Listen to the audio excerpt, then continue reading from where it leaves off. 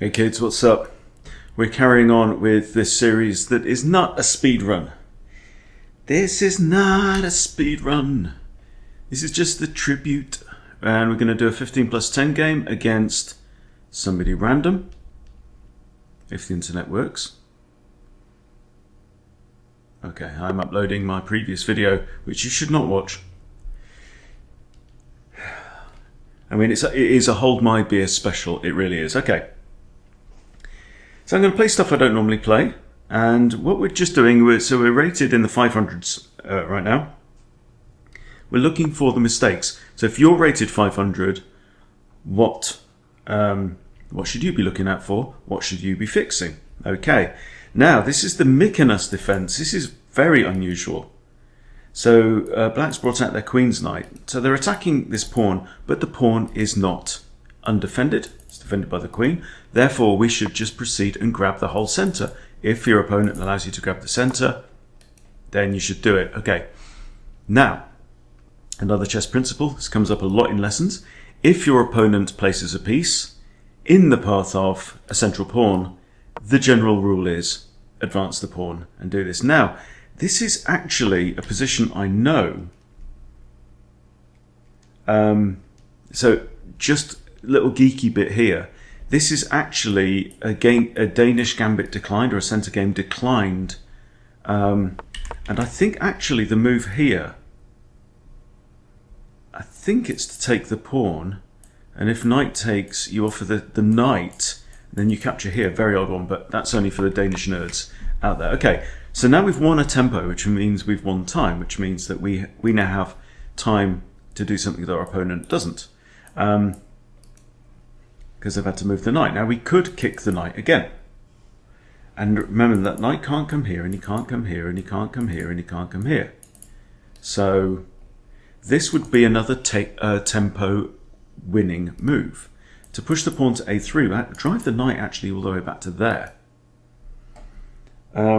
However, it's not terribly principled, so what we're going to do, we're really drilling chess principles here. I'm going to develop my kingside pieces generally in preference to the queenside pieces. Why? Because on the kingside, to get castled, you only have to move two things. You have to move the king's knight and the king's bishop, yeah?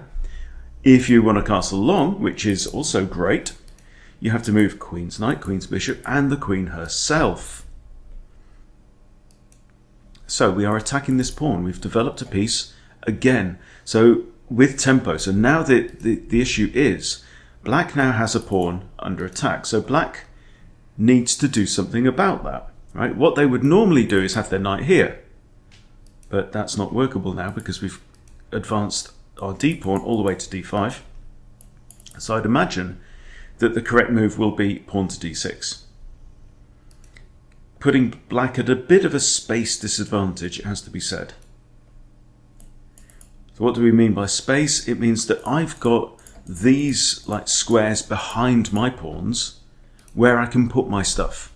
Black, if they play this, not got many squares behind their pawns to put their major junk. Okay, so they've defended the pawn, but they've defended it with the f pawn. And that is not generally advisable. This is me who's built a whole repertoire around moving the f-pawn. So what do? Well, we want to keep developing. Does our king's bishop have a natural square?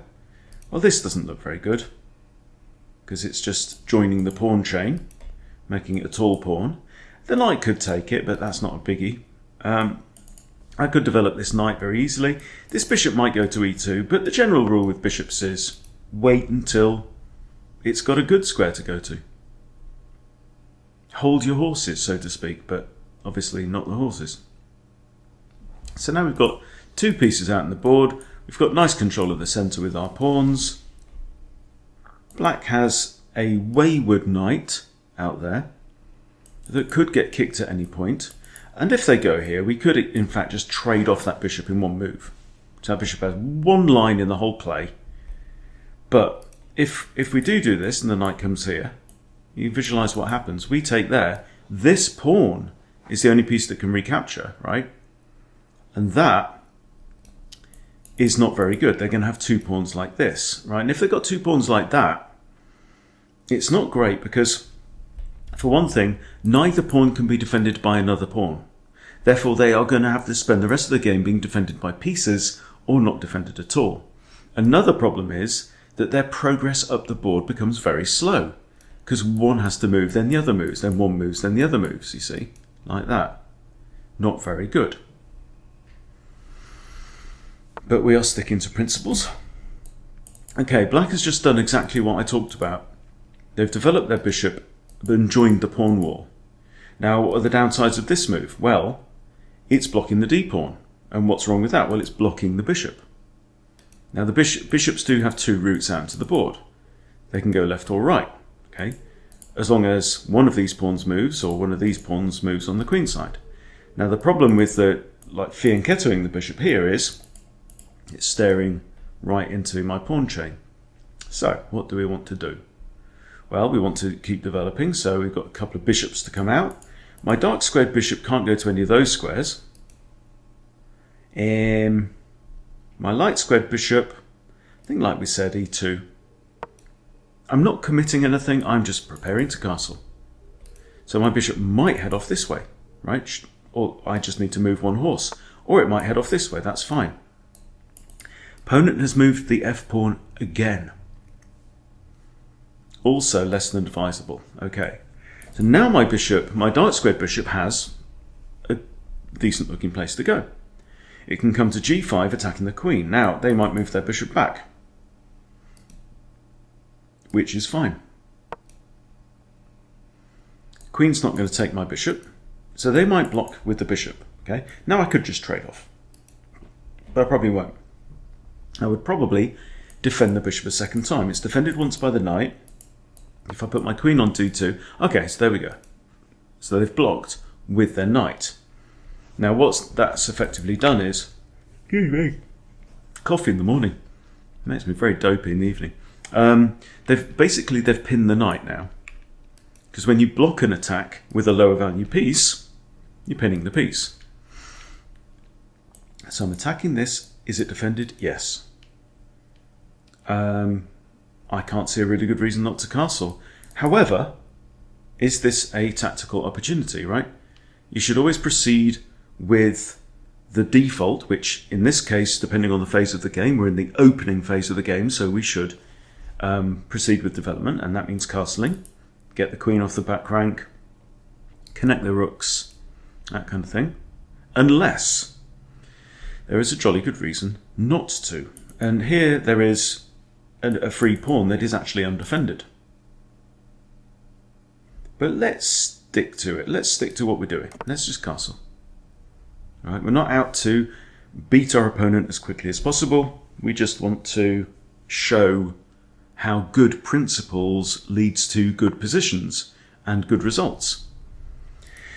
Okay, another pawn move. Now this is pawn move number 4 actually, because they've played e5, f6, then f5, and then h6 again. Now, there is an issue here. If I just automatically retreat my bishop back here, they can push g5. Then I move my bishop back here, then they push f4, right? This is something I do to other people. It's not something that I like done to me, so I'm going to retreat my bishop. And the question is, where do I put it? Can't go there. We know it can't go there because it gets trappity trapped. I could actually trade it off for the knight. That's also an idea. But that then just invites black to put his queen out on the board. So why allow black to get one more piece out? I disappear my own piece. I replace it basically with one of black's pieces. Pointless. So I'm going to bring it all the way back here because I've got ideas about maybe attacking this knight at some point. I don't know. Might do. Opponent does have... Yes, there we go. Just about to say, my opponent does have 2 pieces now looking at e4. Okay, so well spotted by black. He's seen that, and that now also attacks my knight. So maybe it would have been a good idea to make that capture after all. But like I say, we are just following principles. Okay, I can bring my knight here. That's interesting. It's got a couple of good squares it can go to. Let's do that. This doesn't make sense because I lose a knight just for a lowly pawn. So we're a pawn down, but on the plus side, we've got our king safe. We've got all of our minor pieces out on the board, all right? Whereas our opponent does not. Okay, so we could take the knight. Knight defends. We could take this pawn, but knight defends, right? It's the same knight. So we can't like deflect the knight away from one job. So what should we do? Well, I see this move.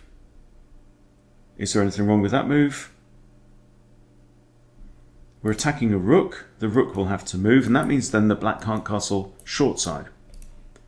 Now from that point, I don't know. We'll see. Maybe bishop out here. Maybe, but the problem with bishop out there, like preparing a discovered check, the problem with that is this knight is guarding that square. Well, we could do something about that. We could maybe persuade the knight to move along, for example.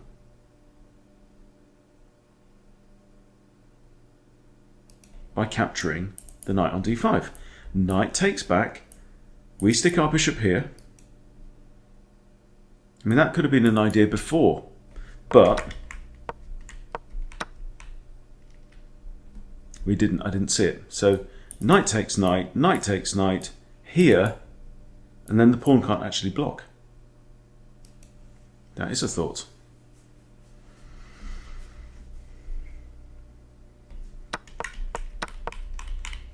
Okay, so I've gone in there. This is where we are. Okay, opponents now move the rook. So now should we do this plan, shall we? Take the knight, they take, bishop comes out. Defends our knight, but more than that, prepares a tactic. We're also slightly opening up the middle of the board. Hello.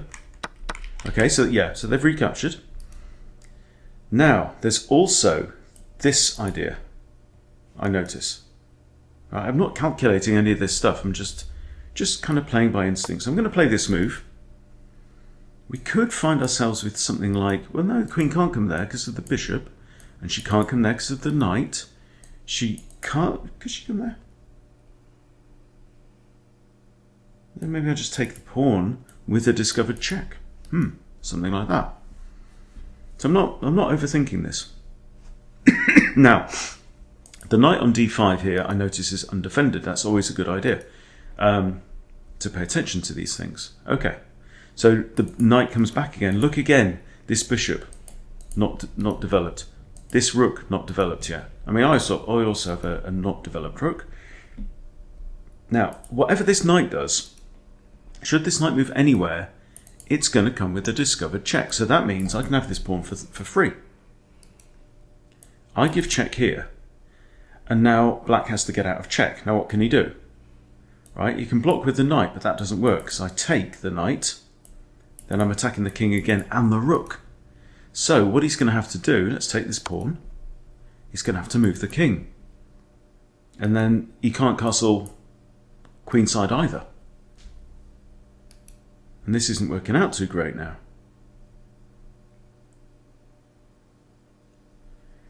He can't capture my knight because he's in check himself. And if you're in check, you have to get out of check on your next move. It's the law. So, the king is going to have to move here. Can't come here because he's still being check. Actually in check twice. So he's in check there. He's got to go to this square. And then what can we do? Could give check again. I'd like to bring my queen into play, but this we've got this annoying pawn. There we go. There goes the king. Okay. So now my knight is on prise, which means it can be captured. So I need to think what to do. Now, a lot of beginners will go, oh, my knight's under attack, therefore I must move my knight. Let's retreat. Okay? You don't always have to do that. So what I'm going to do is I'm going to move my bishop now here, which kind of improves the bishop. Well, why does it improve the bishop? Well, the bishop's now looking down near to our opponent's king, right? You've got these, the squares around the king are important. And then you've got other squares. Doesn't like that. I'm used to being able to put a green one, and it's not letting me do a green one with the shift key. Okay, so now if they take, right, my knight is in the middle of the board, which is a good place for a knight to be. And if bishop takes now, my bishop jumps in and plumps itself in the middle of the board, which is not a bad place for a bishop. Knights are particularly good in the middle of the board. Okay, now he's moved his bishop. So you can see, again, moving the same pieces multiple times. So now it's time for me to think about, well, how can we maybe attack? This is undefended. This is undefended. The king is not great. Right? Black has 3 completely undeveloped pieces here. And the reason is because he's been slow developing his stuff. I can come here, but knight can take. I'd like to eliminate that pawn, and I'd like to get my queen into the game. So something like this. So queen to one of these squares, maybe. Looks like a sensible move. Let's go here.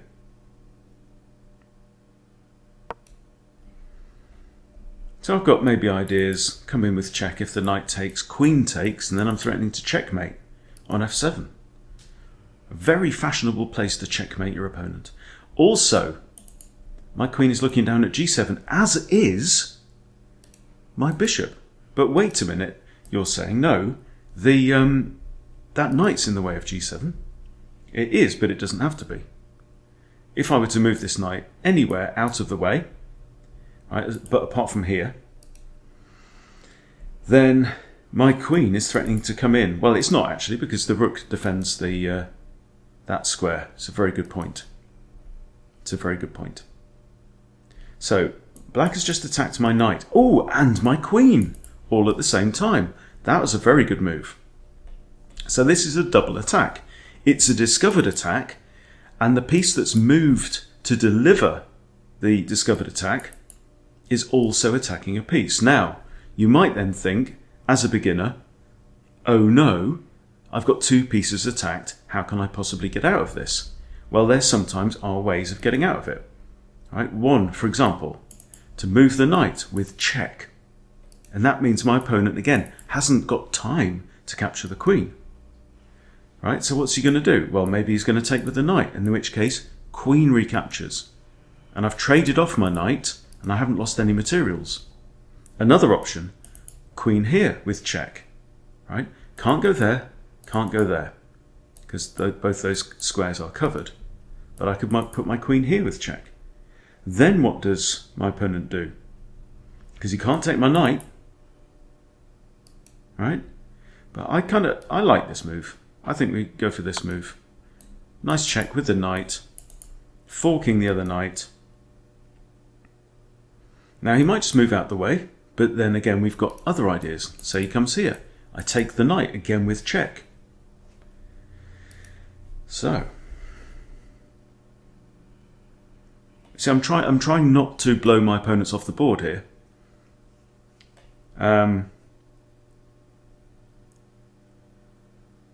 But trying to show how sober, nice principled play can just get you places. Okay, so king's moved out of the way. This is a decent move. Right, I can't give check with the queen there because bishop takes my queen, and we do not want that. Okay, but I can give check with the knight. Again, opening up the area. So let's say queen takes. Now I'd like to take this pawn, but I can't. My queen is also under attack. We have to notice. So I could move forward. I could come here. That's not a bad place. I could move backwards to here, with the idea of coming around with check. Also not a bad place. Let's go forwards. Generally forwards is best. Now something I haven't done yet is I haven't centralised my rooks, and that is something I would like to do at the appropriate time. And it feels like the appropriate time may be coming up. Notice I'm still a pawn behind, but my opponent's somewhat behind in development. They can't attack my queen like that because I can just take. But again, my big advantage is this. Right? Notice also this pawn is pinned. So I can't play my f-pawn. Right, now he's got a slight issue. So what I'm thinking is maybe something like this, which then puts two attackers on this pawn. Maybe even rook a to d1, rook f to e1. Very principled stuff. I can also trade off the queens if I want. By playing queen e8 check, the king can't actually legally move. The only legal move is queen takes, and then I can take the queen. But I'm a pawn down. Both sides have the bishop pair. I'd just be going into an end game with one less pawn, and my opponent suddenly actually has some pawn action going off in the middle, which wasn't the case at the start of the game. Oh, they've moved the bishop back. Okay, well they've put it on a square where it's defended by a couple of pawns. But I don't see any reason not to proceed with plan A. Let's centralise the rooks. And they've just moved the bishop back again. Okay, now what they haven't done is look at what's just changed with their opponent's last move, and we now have rook takes e4. I like that move because it's not offering a trade of queens, but it is putting pressure on black, and it gets my rook off the e1 square, which is the open file. Notice there's no pawns of either colour on this file. That means it's completely open. And that then allows me to play rook a to e1, doubling up my rooks on the open file, which is a very good thing.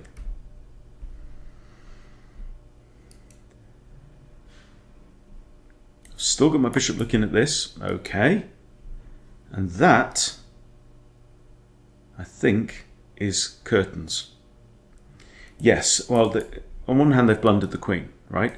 But I also have rook to here. And the only legal move then is for the queen to block. So let's do it that way. Right? They're thinking about attacking me here, but it's too late. Too little, too late. The king can't move anywhere without being in check. The back rank is covered by the rook, and my queen covers the f7 square. So the only legal move now is this. And then in fact I have a very nice checkmate. I can actually play queen f7. Because this queen can't capture, because she's pinned by the rook, right?